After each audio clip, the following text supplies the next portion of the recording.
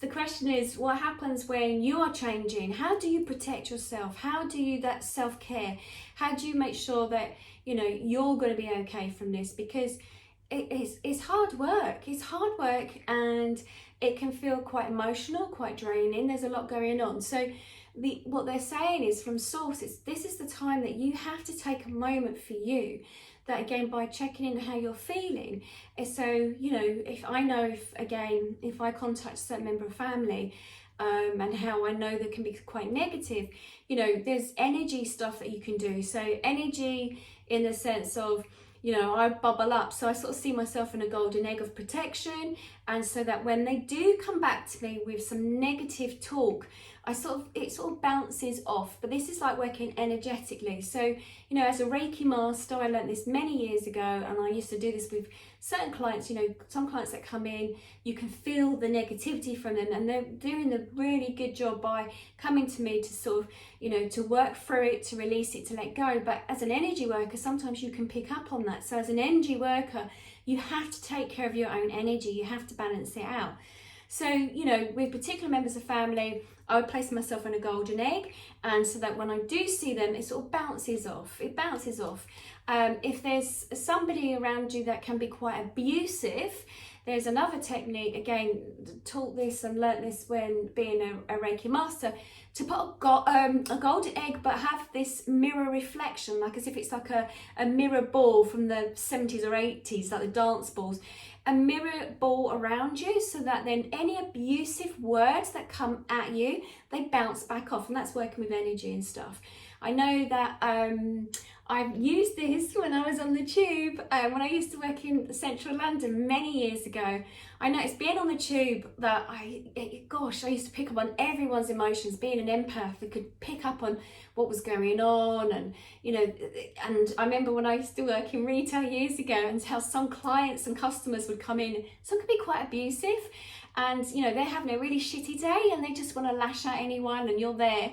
And I remember how I used to feel, and I used to feel drained of energy. I used to feel really depressed, really down in myself.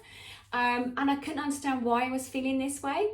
So, and my moods used to shift all over the place, and I started feeling very negative.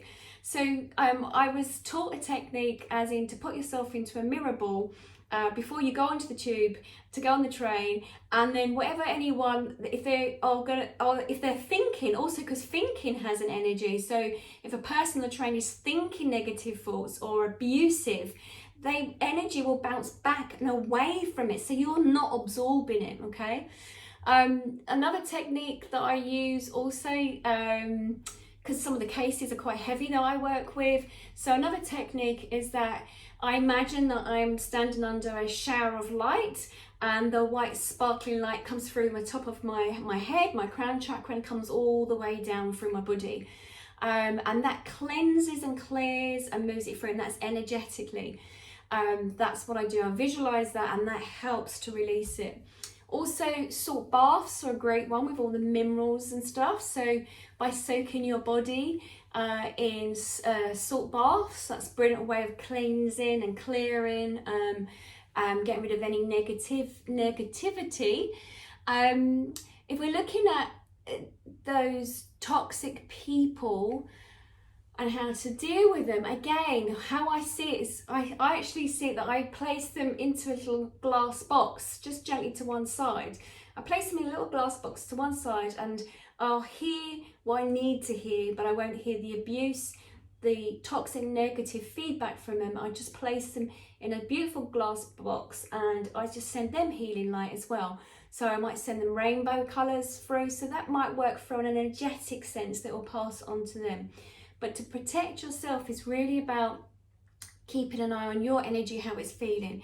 If you feel down and you've been feeling in a happy mood, then you know it could be coming from those individual people, and spend less time with those individual people.